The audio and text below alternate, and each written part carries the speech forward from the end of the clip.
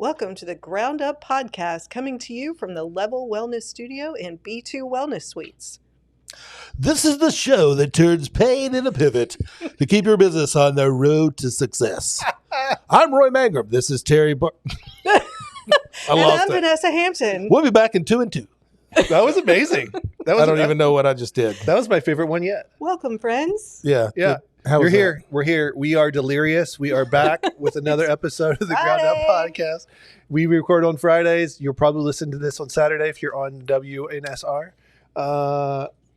You look confused. I was very confused. Yeah, Saturday show.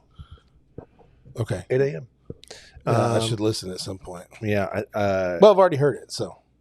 Yeah. Not only have you heard it, you've spoken into existence. Literally. I did something. I don't know what I just did there. That was good. I like that voice. Will you talk that way the whole time during this podcast? I don't know that I can take it the whole time. I don't know. I can take it the whole time. But when you ask Roy to do an expo plug, that voice is just. I love it. I don't do that. You don't do that voice like to the extreme that you did it, but you hit that ad read voice very well. You're gonna get a LinkedIn invitation for a radio broadcaster. God, I hope so. Yes. Just so I can tell them no. For interested parties, if you're listening right now, that email address is info@musiccityfitexpo.com. That's right. Roy starts voiceover production, in 6 weeks or so. I'm pulling that date out of my butt. June 5th and 6th, Nashville, Tennessee. There you go. He's ready. He is ready. Oh, man. Well, let's get into, I want to get into today's subject matter. Terry? We're going back to our empty whiteboard that has all the segments on it, not to refer to an old show. But what we learned from that show is that, you know what? We don't need a script. You know what I would like to point out between last week and this week? Your hair hasn't moved at all. It is that The LA beard looks. looks the same as well. Since the last show, we've taken on a new sponsor with LA Looks. They were happy to have anybody mention them in the last 15 years. So Can you fill us in on your beard grooming routine? Well, Vanessa, no, I cannot. That is what we call a proprietary. You have crossed the line now. That is a proprietary secret that I cannot talk about share. my hair, but not my beard. Yes, Do you have a comb? Again, no comment. I'll have to defer to the PR rep on that one. I don't have a beard. Roy, do you have a comb? Do you I comb did. it? I did. Do you do the fingers? Is that how the No, I did an actual, the old man comb, like the black one with the thin on one side and the thicker brush or whatever. Is that an old man comb? That's my dad used it and he was an old man. So well, it's just not, but it's not broken. Yeah, no, I mean, yeah. I used that when I had a beard back in the day. So that's too fine for me. And a blow dryer. Yes. Do you do the blow dryer technique? Well, since you called me out, Well, because your beard's always straight and mine is only straight when I blow dry it. I blow dry it when I get out of the shower at night because it holds water like a camel. Yep. And nobody likes a wet pillow. Oh my gosh. But if you're going to blow dry it. Blow dry in your beard, like. No, it's not. It's not. No, you just get the. Get the water out of it. Comb it out. Yeah. And then I oil it. Oh, you do all the things. And when I wake up in the morning, I wash my face and then I blow dry the beard again because it's not straight. Yep, exactly. You sleep like this and you wake up like that. Looks like you're perpetually in the wind. Yeah, it's like the wind is blowing, yet my hair's not moving, but my beard is. And thank you, LA Looks. Yes. I'm just leaned in now. I've owned it. You got to go for it. That's where we're going. So in other words, Carrie's ready in 5 minutes and you're like an hour later, you're the one that is trying to. It's not that long. While you're trying to get your tree in the wind, it is back to 6 minutes and 41 seconds, almost to the T every time. Okay, there's no way. The beard paste goes in after the morning blow dry. We're right as rain. Now it repel liquid, so if you ever have a little mishap, God forbid, and your yogurt pops out of your mouth and down your chin, you can wipe it out of the beard. It won't clump. Are you happy now? I'll have more questions, I'm sure. But we'll table it for now. We'll talk about business stuff. But this is good. People have wondered about that beard for a long time. Well, part of it's because in order to keep it, I've got a patient wife. In order to keep it, it must be a diffuser to her. So it has to have all kinds of smelly good stuff in it. Yeah, well, that's true. It's got to smell good. You don't want to get food. I mean, you can't smell like Fritos. You don't want. It cannot smell like Fritos, and you cannot be pulling snacks out of it later. That's true. They're too graphic for you? gross. You gotta, yeah. So gross. Yeah, well, you got to do what you got to do to keep the wife happy. So here we are. Yeah. You know, on a completely side note, today, guys, we're going to get into. On a side note, we might talk a little business today.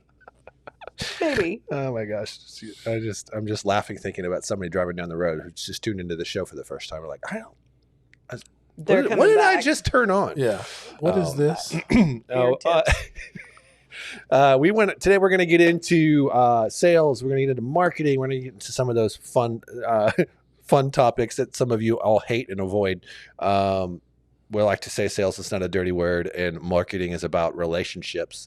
And we're going to talk about what was the norm, where we all are currently, and what we're doing, and how we interact with potential leads, and where the industry is going. And I think we'll get there by analyzing what we all see and have noticed as we work with a lot of businesses, right? Like I know Roy and I, with just the expo alone, it's 300 something businesses every year.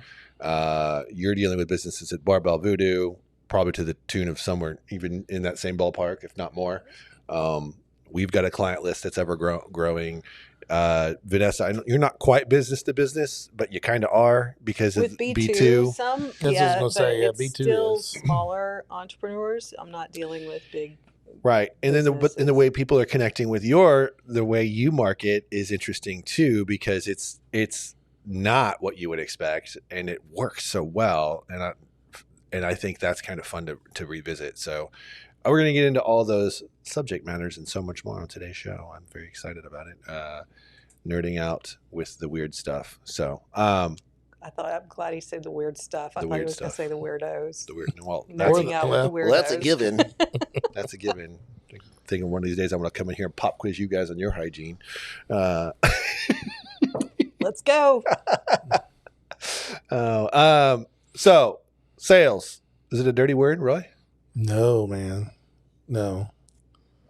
If you've listened It's to this, answering a problem is how I always look at it, There you right? go. So I love that. answering a problem and education.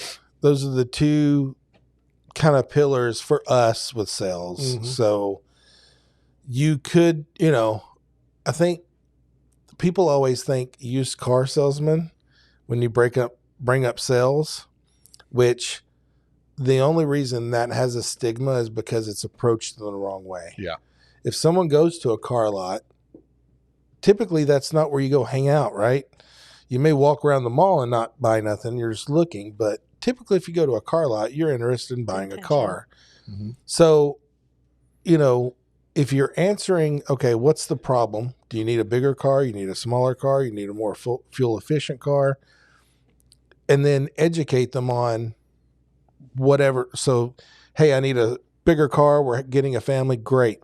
What kind of features are you looking for? Let me educate you on that. You answer all these questions and then you present the solution. Then it's not icky It's sales. not- It's helping you. You've with asked me something. questions. I've answered those. Is this what you're looking for? And why? Here's a question for both of you. Why does that initial question? Because as you're saying, you're painting that picture vividly for me in my mind. And every time I go to a car lot, and when I go to a car lot, I typically try to go when they're preoccupied or it's a holiday or a Mhm. weekend, Same. Sure. Same. because I want to get a lay of the land. So, what do you think is the most offensive? I'll put that in air quotes because that's very subjective to the person and you're talking to in the moment. What is offensive about that question? Do you think? Offensive about what question? The question would be, hey, what are you interested in? Because we're standing on the car lot, right? So Mm. that, Well, I don't think initial you- conversation. I don't think you automatically come out and ask that question. Right. I think you start with conversation. Hey, Yeah. how's it going? My name's Roy. Mhm. Your name is? One of them was Terry. You see what I'm saying? Yeah. Hey, what can I do? What can I do to serve you today? Yeah. What can I do to help you out? That's the part that we're going to break down because Yeah. that's the part that people miss. They hear sales, they think of pushy, they think of how fast can we get it closed. And there is There's intention. people that do that. Yeah, there's certainly people that do that. There is intention on with the conversation. That much is for sure too. But we want to draw the parallel to solving the problem. in obviously building the relationship, and then ultimately we want to harness that and turn it into what we call loyalty. So that's how we do it. Now, Vanessa, when a space comes available here at B2 Wellness Suites, what have you found is your most effective way to get the word out? Because I think it's crazy, and I want you to tell people. Well, I'm not really sure which Marketplace, Craigslist. Oh yeah. So when I opened, it was okay. We're on a timeline because rent's going to be coming due, and I need to get this done. But I had no idea how to do it. I was all referral based with Bodywell before, so I didn't really have to market. So I just cast a wide net. I didn't know where to find people, so I post on LoopNet. Through people coming here that would find me, I had a couple people say, you should post on Facebook Marketplace. Really? So Facebook Marketplace is one place that people see. And what I've realized is it pops up on your phone. Yes. So it's more immediate in front of people. And I get a lot from that. But even Craigslist, I wouldn't even have thought of Craigslist, but somebody suggested that to me. And so I post a $5 ad on Craigslist for the offices as well. And I don't know how much comes directly from there, but I think it helps the searches when somebody's looking for an office space for a wellness professional. I don't know that it's super unique, especially the marketplace angle. There are a lot of properties listed on there, but the idea of using a social media platform for real estate is pretty unique to marketplace. Craigslist, I think, in their wildest dreams probably could have gotten there, but it's kind of the farmer's market for all things communication in the world of human interaction. And marketplace is not actually designed for listing that, so I have to list it oddly, but it still works. People see it, and I get quite a few actually inquiries from that. That's cool. So let's get into, and I just thought that was super interesting, and I want to share it with folks because I think that we overcomplicate it, right? Somebody asked me the other day on the phone, when like, where do you see marketing? I know I should get into paid ads, and I know that Instagram ads are where it's at and all this other stuff. And I'm like, that's actually kind of outdated at this point. Like, it does work, but you can't come to the table not willing to pay to get in front of people. And I think you can speak to that with the expo. Yeah, well, Barbell too, for sure. Yeah, paid ads are where it's at if you already have an audience. You have to have an audience first. You can't not have an audience and do paid ads. Right. It doesn't work. Boosting is a waste of money. It doesn't do anything anymore. And even paid ads, this month alone has been trash because they're always changing or testing things. And a lot of times they'll test stuff in different areas. So for instance, the lady who runs our ads is in Romania. She has US based clients. She has other countries as well. So she has Romania and Germany. Everything in the US for the past 45 days has been hot trash. I don't know what they're testing. They don't tell you what they're testing. Other countries performing like normal. Interesting. It's the wildest thing, and then it'll just turn back on. It's so crazy. We tried paid ads at one point. We tried LinkedIn. We tried Facebook. Yeah. And we messed around with it quite a bit. For me, it didn't. I couldn't tell anything from it. Yeah, it depends on what you're offering, what how the ads are set up. If you don't know what you're doing, it's like pulling the slot machine. Yeah. You're just hoping for something to happen. Yeah. So it's just like with a professional, you want to hire somebody that knows what they're doing. Just like if you're trying to market your business, you have no marketing background, you call Terry. Right. Right. Hey, Well, how that's do what I was I? going to ask. What are your Holler! thoughts on that as a marketing professional? What are your thoughts on all that? I would love to answer that question, and I will right after this break. I knew that was coming. We know prevention is always the best medicine, but our healthcare system can't prevent disease. It only helps when you're already sick. At Kraft Body Scan, we find cancer, heart disease, and other health problems before symptoms appear.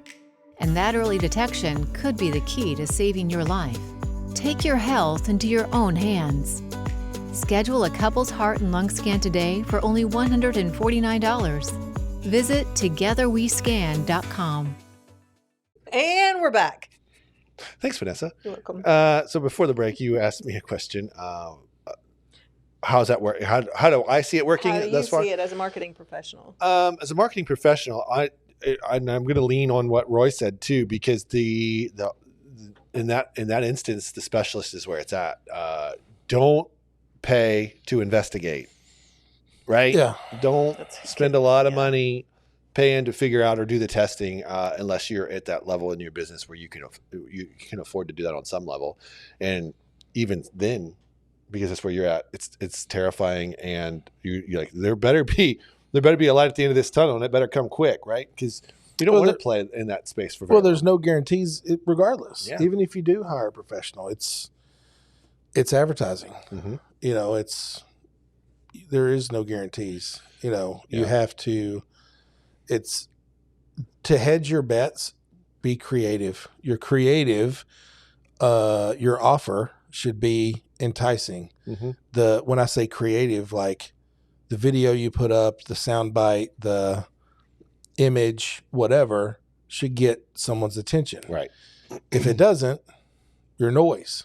Everybody and their brother runs ads. Yeah. If you're not delivering on some sort of value, and this is the point I think you're making there, is then you're not only is that ad going to fail, no amount of money is going to save it. Nope. From behind the scenes, and it's not going to hit. Like it's not going to put people in that funnel or that customer journey like you're expecting it to. Yeah. You're going to be sorely disappointed. Mm-hmm. So where I see it going is it has changed significantly. I listen to Jen on this a lot. She's watching social media, and she's our director of operations. She's in our social media management, world, and helping us as businesses on that. The Instagram algorithm, the social media algorithm is changing anywhere from 2 to about every 4 weeks. There is something different happening that often. So it's very fluid, and I can understand why the company you're working with is doing some testing, because it's literally an ocean of attention that people are trying to figure out how to harness. Ocean of attention I've never heard it phrased that way. It's a great. It's true. It's where it's at. I think differentiating yourself in that is very freaking tricky. Mm-hmm. And so that comes back to the creative part, right? So if we can be creative and add value, then the means of the ways in which we market are more plentiful, if that's where your brain's at, right? So let's talk about that value. What are because it's very, very different from hosting real estate, posting marketing, to working in the world of apparel. Totally different. So what's the value? There's what we said, there's always a value proposition. What does that look like with B2 Wellness? And what does that look like with the clothing line? We'll start with Vanessa. Well, I think I'm answering this correctly, but for me, I have found the most effective marketing is really other people.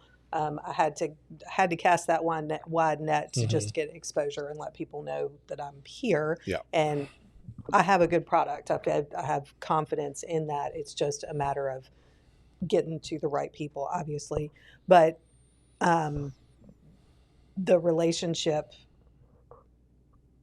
going back to once people started finding out that I was here, they started telling other people I was here. Yeah. So marketing got a lot easier. They just kept coming to me. So the value proposition, not really sure how to answer it with regard to. Well, you're offering affordable office space for probably solopreneurs, startups, struggling businesses to have a space without forking out. It's office solutions for the small business wellness professional. That's the value proposition of, hey, exactly right. This is a low entry point for you to have cool stuff. Right. Have a Brentwood address, or your other location, and not have to sign a 3-year lease and commit to Right. gazillion dollars. 5,000 square feet. That's and- 100, and you're 100% right. And that's the important part of the exercise. And that's why I wanted to do it real quick for you, because it does look different, and it's easy to do the marketing without understanding the value prop. What you're also communicating in that, if I can sum up what Roy's saying, is that you're now an entry point to someone to feel like a legitimate business and not just a side hustle in my garage. Mm-hmm. So there's that on one level. You also talk a lot about community in all your posts. Right. That community equals the feeling of not feeling alone. So the risk is mitigated, at least seemingly, in that sense. It all really depends on their ability to get out of their comfort zone and ask some questions, or engage in the Well Pro Thrive events and networking and this, that, and the other. And the last one, which I will say is probably the weaker of the three, or weakest of the three, would be the aesthetic. There's a vibe, right? That vibe is a value, right? It's not just a cold, dark. And when he says the weakest of cold the room. three, he doesn't mean that my vibe is weak. Certainly don't. The vibes Let's are real. just be clear. The vibes are real. No, I just mean that it's you can't. It can't be the only thing. Right. It can't Right. be the priority. And I know some people try to Yeah, make it's it pretty, that, but right. So that exercise is what people can do at home with their own business as Mhm. well. The value proposition looks a lot different, but it is still very, very relevant. It's still very, very true, and it should help you shape the way you talk to people, both the elevator pitch and the social media posts. Right. this is why we function so differently as far as what we were talking about in a previous podcast of you guys read the books, you have the tools, Sure. you have this is where you help me so much with. I just do things because it feels like the right thing to do. Yeah. I do it in a responsible way, but that type of thing is extremely helpful for the entrepreneur like me that doesn't think in those terms or break it down like that. And I would say that's not that to attribute that as a strength of yours. That instinct and that feel that you have is pretty spot on and aligned. And that's not a luxury that everybody gets to enjoy. So, But those type of things help me, even if I feel like I know that it's right. Sometimes I don't know why, Right. which doesn't give me the confidence that I need on both levels. So that type of thing, that the value, understanding Right. that and going through those exercises, that's what I need to be doing more.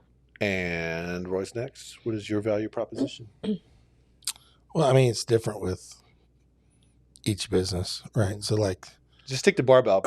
just I mean, it's, cool clothes for your fitness endeavors. I mean, that's kind of, I guess, the value proposition of what we do. It's different than everybody else. Well, you make it easy and accessible. That's a huge value proposition of what Sure. we talked about with your stores and being able to, I'm sure Sure. that's part of the value Yeah. to the business is it's overwhelming for me if I need t-shirts. I mean, that sounds silly, but to try to figure out where to go and make it efficient in time and try to do that, that's overwhelming. What you talk about, the way that you do that, that's a huge part of the value proposition. It's wild though, like how many businesses don't have someone to do their apparel.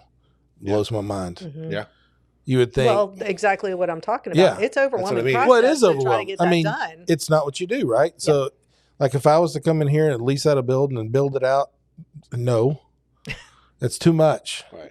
I don't know what I'm doing. Same thing with, someone needing branded apparel for their stuff. They're like, I want to look good, and that's about that's all I know. If you make it easy for Yeah. me, then Make it easy. you've got It my makes- yeah. business. Mhm. Yeah, I think I see it on so many different levels. So if I go outside of your business solutions, and that's what they are, like your ability to create apparel for businesses, or you're creating a solution for them. You're in essence you're taking what they see in their brain, even though it is vague and very abstract. Mhm. You're communicating it on a piece of clothing, which oftentimes is a lot more simple than they think it is. Mhm. But they were never going to know that because you have the experience to be able to communicate that, or to just do it in a way that is very efficient and takes that stress off of them, which is great. But then there's then what you've done in that moment is you've made them a marketing machine, because their logo is now on their shirt. Mhm. Now their connection point is being worn, right? It's inviting, and it's strengthening the brand, and that's cool. But then we get to the other side of your shirts, and the connection point's different. So if I was to picture your social media as a salesman walking up to me at a car lot, the first thing I'm going to get is satire. Yeah. And I'm connecting with it immediately. Yeah. Because it's great. It's hilarious. It's it's different. It's not something that you see every day. Sometimes the humor is a little more subliminal. Sometimes it's direct, and all the time it's fun. Yeah. So you're immediately getting a little bit of a grin or at least a like, and that you're building. That's the hello. That's the hi. I'm Roy. I think it's super cool. And I think the fact that you've been able to do it and redo it in so many different ways is, again, it runs back to that. Yeah. Solving a problem. It runs back to Solving a problem. Yeah. And what they're putting on in that moment, when they put on that shirt that's got the Golden Girls on it all jacked, what they're doing is now creating an invitation for someone to come over and say, hey, I like that shirt. Conversation starter. And we got a conversation starter, and now we got a sweat pal, and now we got community, now we got results, now we're changing. You see that? Isn't that fun? That's pretty good. You're hired. That fun? You're hired. Tell us about the value proposition for an FM. Because that's going to differ a lot from either one of what we're doing. Yeah. There's two different ones for me. It's just like there are for Roy, because you're serving business to business and then business to consumer. So I'll do business to consumer first, because I want to make sure I'm paying attention to segment time, and then we'll break the other one down after the break. So the business to consumer for me is being an authority in the space and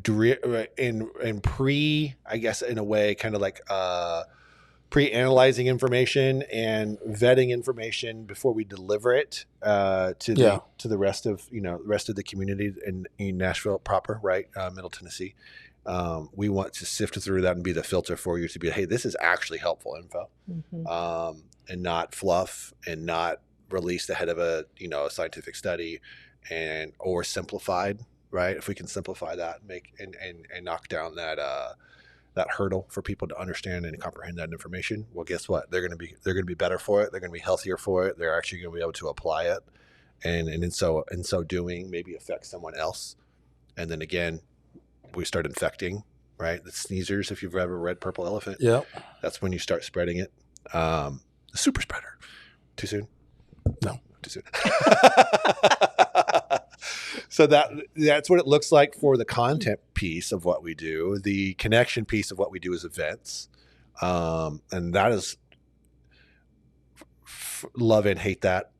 I got to get hyped because I'm the introvert we've joked about so many times. But when I get out there and I've talked myself into being at the event, and our staff goes out to events, the connection point is real. And typically because they've already consumed a piece of our content, whether it be our social media, some social media that we've produced for another business, or the magazine, or that nowadays we're getting people who are hitting us up because of the radio show or the podcast or the seeing me on Local on 2 or whatever, or the expo. You get all of these things now, and they're excited to connect with you because they see the value that you put ahead of yourself. So when they actually get to meet you that second, it becomes more, well, what's the next step? So you get to them telling you, I'm going to keep using the car salesman analogy. Now that we're on the lot, we've associated that we are friendly. We've made the complex stuff simple. Now we can get to, well, what's going on in your life? How can we help you directly? Yeah. So now we're getting the leather seats. I need a black interior. I need it to be a sports car, 4 doors or whatever, right? So to use the same, if we're going to break up that analogy. And that's just that's a huge part of your value proposition, is that you are real behind the marketing, behind the media, behind the magazine. You are a real person with a real mission. The business shows that. And so you stand out. That part of the way that I see it with your value proposition is that's what makes you stand out from any other place that somebody can go to get that content. And I want to talk about that. I want to talk about the business to business part. We'll do that right after this break, because there's a great segue in here that I want to hear y'all's opinion on when we get into where we believe marketing is going. And we'll do that right after this break. If you're a wellness or fitness pro looking for a space that truly fits the way you work, check out B2 Wellness Suites. With locations in Brentwood and Mount Juliet, B2 offers private suites, shared offices, and day rentals, all in a calm, welcoming environment designed for our industry. But it's more than just a space, it's a community of like-minded professionals who support, inspire, and grow together. Learn more at b2suites.com.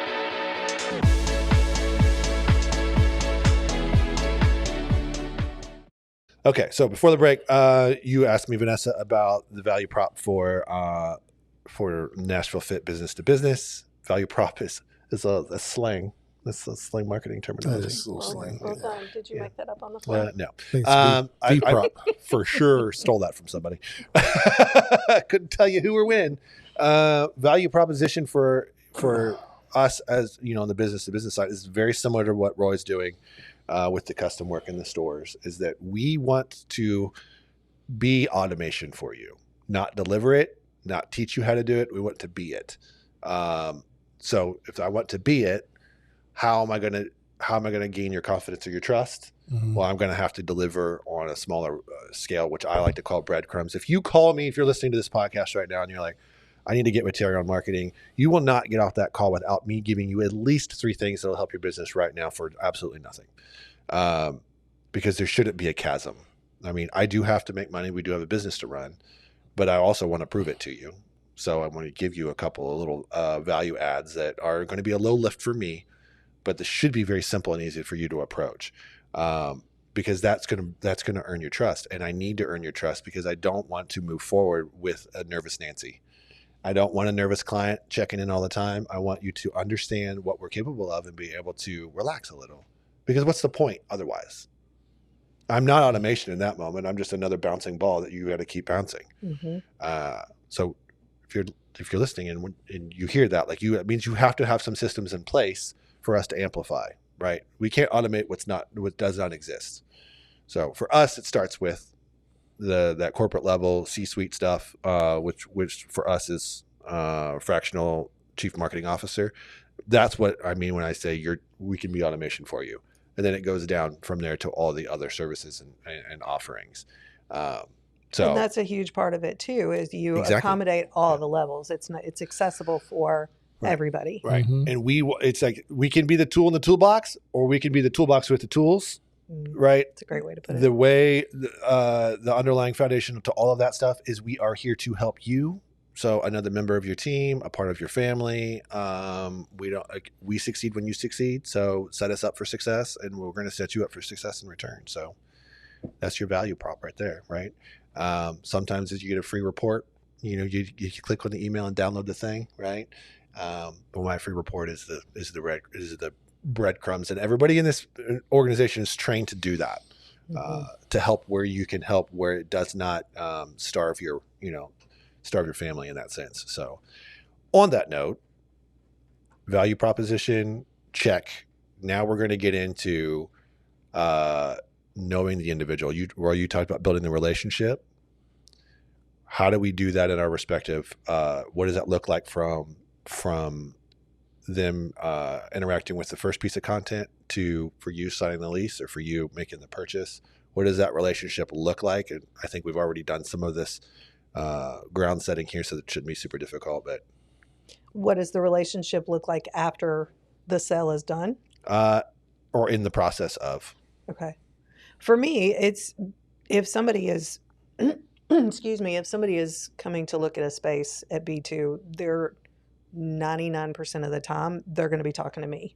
I have people to help me once that is done, but I want them to understand who I am, why I do this, because that's a huge important part of why they would want to be here. Yeah. Because there's an understanding there. So that's how I build the relationship, and where we talked before about what fills my cup, that fills my cup, is creating those solutions and solving those problems for people. That's what makes, this worth it for me. So I would say that's where the relationship starts. And a lot of times I've said, if they come in here, they're not going to not come in here because they don't like the vibe or they don't like the person. It's always going to be something that has nothing to do with me. So that's how I approach it with the relationship. I like when I've seen you show the space, and the initial response to the people that walk in here are like, oh, so they're shock and awe in the best way possible. Like they're looking. I hear this is genius. This is so needed. And This I'm is like, this is cool. I was just trying to solve a problem. Yeah, But that's it. Yeah. And the way you've done it, right, is why it's really cool. And we talked, we've set that, we've set that groundwork already. The way you communicate with your tenants thus far, and as I've watched, you're always very solution oriented, and that relationship has carried through the sale, right? Royers is a little bit different because it's different business to business. It's different business to consumer. Let's talk about business to business first. That's the easier one. Yeah. I mean, it's just, again, solving the problem. A lot of times, a great example this time of year, hey, we're looking for sweatshirts. What do you got? Well, I mean, that's vast. I mean, we've got $9 sweatshirts.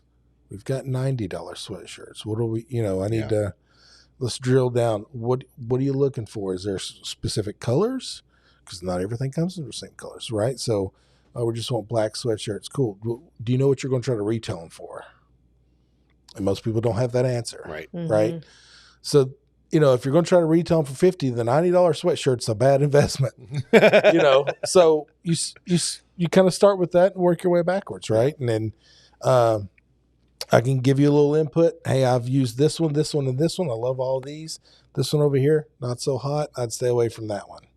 Cool. Thanks for the insight. Can you get me a proof with that one on it? Absolutely. And I try to get it as fast to them as possible.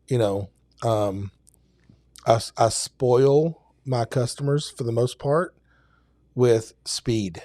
Yeah. Because that's something in this industry that non-existent, that doesn't exist. You're like, hey, I'd like an art proof. They're like, cool, we'll get it to you in 14 days. 14 days. So now it's 14 days before I can show it and do a pre-sale at my gym. That takes another 14 days. Right. And then I place the order, which takes 14 days to get it fulfilled. So we're a month and a half. Yeah, yeah, that's crazy. Well, the sweatshirt, it's summer now. It's already, you know what I mean? So, I'll be on the email back and forth with somebody. Could be at 7:00 at night. Hey, I'd like this mocked up on this, and this. And then within, a couple of minutes, they have it back. And they're always blown away. So I've already made a deposit You've in that. exceeded those expectations. I've already put a deposit in that 13 bank. and a half days. Yeah. Easy. And then when they're like, hey, when I place the order, how long does it take? 10 business days will be out the door. 10, that's it? Yep, 10 business days. Or on or before, because I always like to give them the worst case. So then when they get it in their hands in 9 business days, they're like, dude, we literally just ordered these. I'm like, yeah. There's a term for that. It's called surprise and delight. Yeah, so we had we started doing this stuff for this Christian band a couple of, I guess maybe it was like a month ago. They were going on tour. Hey, I need these shirts done. We're in a pinch. We've been using this place in Minnesota and they can't get them to us. I'm like, oh, okay. Well, when do you need them? Like, we need them in 3 days. 3 days. Okay, cool. Yes. Do you have your art? We already have the art. Okay, send me the art. How many shirts you need? Need 150 shirts. Cool. Well, can you come by and pick them up instead of me shipping them? Yeah, for sure. They'll be ready. That's crazy. So then they hit me up. What's today? Today's Friday. So this would have been, yes, today's Friday? Yes, Friday. So it was Wednesday night. It was like 5:30 or 6:30. Hey, we just got in town from Germany. We're leaving on Tuesday. This is a lot to ask. Oh, geez. Can we get 300 shirts? Oh, wow. You sure can. So they're coming back to me. Yeah. So the relationship comes in the form of expectations. It's laying out those expectations. 100%. But don't mishear. Absolutely understands the market. Mm-hmm. And you've adjusted yourself and positioned yourself ahead of where everybody else is. And I think that is powerful because it ultimately puts the customer first. So that doesn't always happen. No, right? but for instance, with this customer, printing the shirt isn't the problem. Right. Price isn't the problem. It's turnaround. Mm-hmm.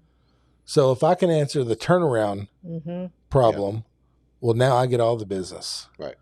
So this person works at a record label. They're not in the band. So if I solve it for the band that's on tour, who else has that problem They're at the record label? Right. 100%. Right. Yeah, and what you're doing is you're picking up where everyone else is leaving money on the table. And that's what I mean. Like those things are so much in harmony, but they're not guaranteed every time. But the recipe is what you're doing. You understand the industry, you understand the pain point of the industry as a whole, and then it helps you respond to each individual on the level in which they need. And how you're doing that is speed and obviously accuracy, right? That's just delivering, keeping your word, do what you say you're going to do. The most value I see there outside of the turnaround time is the way in which you help them be decisive, because art for everybody, I would say 85% of all of us are like got an idea, but that's about as far as it goes. If you're simplifying that with a series of questions that are easy to answer in a quick time frame, that's huge value. Well, and Huge value. for somebody that is at the record label, they are trying to do things they're getting requests at a quick pace, and they're expected to deliver on certain things. So you just made yourself the go-to person of, if I've got a problem, I'm going to go to Roy. He's going to solve it. So that huge part of the relationship. Yeah. And what does it cost me? It costs me nothing. I move some production around. That's it. Yeah, it doesn't cost me anything. That's cool. It's for us, it's the education is the value in that sense. Like if we can create, like I said, we did the breadcrumbs, right? We created some trust in doing that. Now, I may never see that person. I may never have another sales call with them, but when I connect with them in person, we're going to talk about that. Or it's a great entry point for me to re-engage. Like, how did that stuff work for you? Right? Did you find any value in it? Did it move the needle one way or the other? Well, you may not know, like, too, their circle of influence. Right. Like, they may end up not being able to hire an FM for whatever reason, right? Could be financial, could be whatever. But they know this person who hits them up. Hey, yeah, I'm having this trouble, so I got to find somebody to help with my marketing. You know who you should call? Terry. Right. Yeah. I met this guy and he gave me free advice. And they're a marketing firm. They can help you with everything. I didn't get to use them because, we weren't able to or whatever. But you should hit him up, have a conversation. Yep. You never know. Oh, and those are my favorite interactions. They really are. They're the best ones when someone's coming with having a prelim conversation with somebody else who has no skin in the game. Yeah. It definitely certainly helps. Well, and that's where I think too, when you talk to people, I've seen you talk to a lot of people. When you talk to people, that's where the sales, the icky car salesman never comes across, because you're trying to help them in the most authentic way. And that's where if you have an entrepreneur that is worried about coming across as salesy, if you are trying to solve that problem, or if you show up and you're like, these are the things that you can do.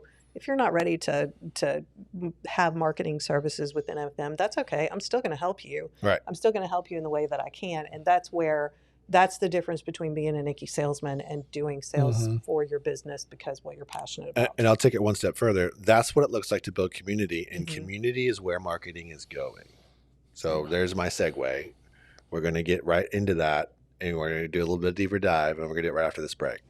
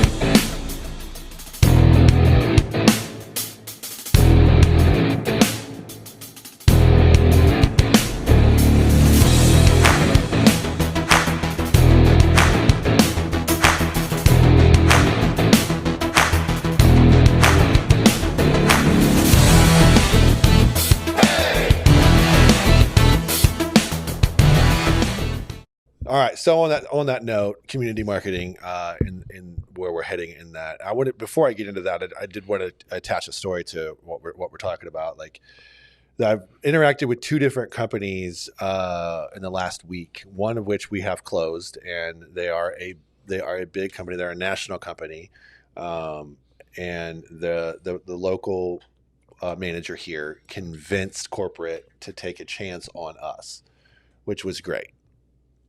Relationship. That relationship was built through the expo. Oh. And that relationship, that was the initial, that was like, oh, they came to the expo and they got it. Like, hey, we're missing something. We need to be in this. And they're not a fitness-based brand. They are a health brand. They are geared towards health and longevity, and helping you in that way. Shout out to Craft Body Scan. We love you. Okay, I was like, there it is. Why's nobody told me? Craft Body Scan. I was there yesterday, interacted, with the crew over there, amazing people. And I was over there thinking, everybody needs to do this.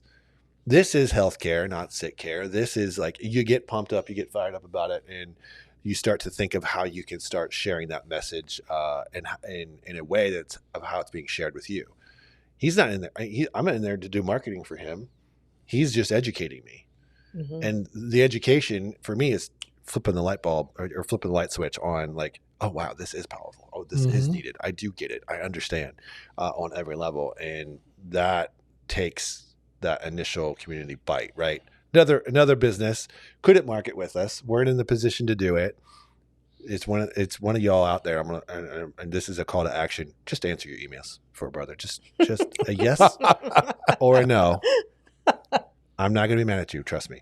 I walked up to this guy. He was just he had his head down in embarrassment. We were at an event, and I shook his hand. Like, I shake his hand, if he was a hot lead, even though I know he's a cold one now. And I went up to him. He's like, hey man, I've been meaning to get back to you about the marketing. He's like, before you say anything else, don't feel bad. Oh, but I do. I feel terrible. I just knew it, right? I just knew he didn't have, they weren't in the right spot for it. And I get it. That's okay. And I told him in that moment, I was like, but you're here, right? And he goes, yeah. I was like, you're here because I recommended you to these people. They reached out to you because of me. Mm-hmm. So this was free. How'd you do it? We killed it. I was like, I have your back, just so you know. Like, it whether there's a dollar exchanged or not, you're in the community now. Mm-hmm. Like, you're part of the family. We will help you when we can. And that's, and no man's left behind in that. Well, and from an entrepreneurial standpoint, if you're concerned about, like, we're all trying to make money in one way or the other, you never know when those things are going to come back around. Just like Roy was saying, Correct. They may be telling somebody else, or something happens in 3 months and they're like, now I'm ready. That's where you don't burn those bridges and you foster those relationships. And on that other side, don't take advantage of it either. If it's like, if we're extending a hand to give you a leg up, don't become entitled to that hand. Yeah. Do your part and pass that on to the next guy. I think that's the biggest thing. So in community marketing, that's where we're going. We've talked to you about what the initial conversation looks like, the value that you're offering for that conversation. We've gotten to the point of how we're solving the problem and what makes us different, what sets us apart, which is oddly very, very similar from one industry to the next. The community aspect is where marketing is going, just in case that cliffhanger has not been erased. That basis of community marketing looks like what it looks like. It looks like, for fitness industry, it's events. So people are coming out to events. They're finding a way to sweat together, which means they're finding a way to live life together. There's your community, right? So what have you guys noticed in that sense? From the expo to the market to the networking groups, when you draw that parallel, what do you see in that in community marketing? If I'm asking that question, that's really vague. So good luck. I see what you're saying with community marketing. I look at it just a touch different. I always go back to education and solving problems. Right. And I think as long as, in the example you gave of the guy who wasn't ready or wasn't available to, and you gave him this, I think as long as you have that approach to sales, it's the old, let's go back to Alabama football. Roll Tide. But you knew it was coming. I did. But Coach Saban always preached the process. Yeah. Never like the scoreboard does not matter. It's inconsequential. You have a job to do in his example. And as long as you do your job to the best of your abilities each and every play, beat the guy across from you every play, not the whole game, every play. So I only got to beat you right now. And then in 3 seconds or 7 seconds, I have to beat you again. And in 7 seconds, I have to beat you again. So as long as you take that process of doing the right things, the scoreboard fixes itself. Those wins just happen because you've done things the right way. The same thing, I think, with that approach to sales, where you have their best interest in mind and you're trying to educate them and help them solve their problems, regardless if they're going to be able to pay you or not. Exactly. Right? As long as you do that, the sales will take care of themselves. Yeah. The difference is between community-based. This is why I want to make sure I say this as we're getting ready to end the show here, that what we're describing is that one is transactional, one is not. Yes. Right? One is the relational part of how you're solving problems for folks on the phone and helping them understand their options, make a decision, and then you're going to deliver it in a timely fashion is literally a relational-based marketing effort. Yeah, You're absolutely. You're putting yourself in their shoes. Yes.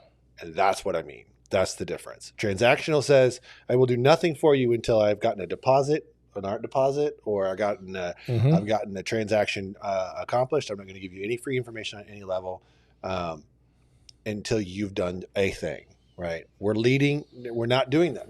That's the cat's out of the bag. Yeah. So you understand that's what community marketing looks like. And you're doing it too in the way that you communicate to folks, because your character is going before you with the way people talk about what you're doing. And that's being reciprocated back to, hey, I might want to be in that shared space. Or you have tenants that are showing people, the last Referral. place well, I didn't even have to do anything. I haven't even met the new tenant that's coming in yet. One of my other tenants brought him in and showed him the space. He fell in love with it. I had a phone conversation with him and he's like, I'll be there next month. So amazing. I mean, yeah, but that's what it's about. They want to bring people in here because of the community. Exactly what you're talking about. And that's cool. Yeah. And so what does it look like to double down on that? I think that's the question, right? What does it look like to push forward in that way? I think it looks like a lot of different things. I think for NFM, for us, it's being more involved in different sections of the community. Like we're now talking with Metro Health Services and working with them to provide health and wellness services to the, underserved, disenfranchised in that sense. It's just finding another avenue in which to engage, right? Well, and following your passions too. I mean, if you're excited about what you're doing, it shows. If you're doing it just for money, it shows. Yeah. Yeah. I think too that you'll also burn out quickly. We'll burn out real quick. Yeah. It goes back to the scarcity mindset, right? Which brings me up to collaboration over competition. If you can collaborate, why wouldn't you? And sometimes collaboration looks like, Roy's working with Nike over here on this cool duffel bag, or it looks like Roy's working with this other clothing line, and for whatever reason, the kindness of his heart, the experience that he remembers how painful it was, you're sharing with that individual, hey, I know where you're at and I know it sucks. Yep. But if you push through on this level, you will you'll hit here. He did that with me, with my clothing line. And I was like, oh, I don't want to do that. I'm out. So you help me. Well, Find even though some clarity? I got clarity.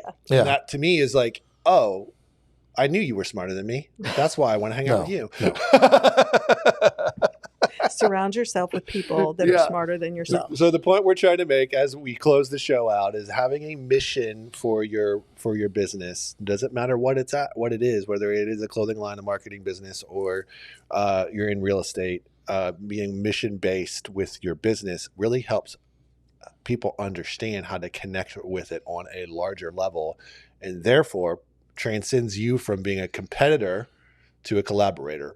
And when you're a collaborator, you're leading with community. And when you're community marketing, you're non-transactional. You're changing people's lives, even if it doesn't equal 1 red cent in your pocket. It will always find its way back to you. We're sitting here to tell you that. Mm-hmm. That's why we're here. We hope that that's why you're here. We trust that these, when applied to your business, will have the same type of effects. Anything else to add? We are all just living the human experience. That's a pretty good. Be a good human. Pretty good landing the plane there. You like that? That's good. Yep. Well done. It was written right here. It was written right. It In said it right 4. there. Yeah, right below. In the blank space Yeah. in You segment 4. got to use a black light on it, but it'll show up. Yeah. Guys, we appreciate you all, as always, tuning in to this show. We are humbled by your response to it, actually. We appreciate the comments. We appreciate the traffic. We appreciate you guys tuning in to listen to it on WNSR as well. And we appreciate Terry's beard. Yes. Mm-hmm. Yes. I thought we got way away from that, but we're back. Here we are. We're back. Bringing it full circle today. You're welcome. Well, for you done sidetracked Yes. my outro, Vanessa. You lost it. I should have made you do it. No. Next time. Guys, we appreciate you listening to the Ground Up podcast. On behalf of Spread the Positive, Ezra Bargi behind the control board there, Nashville Fit Magazine, Roy Mangrum, Vanessa Hampton, Terry Bargi. If you liked it, share it. That's all we ask, and we'll catch you on the next one.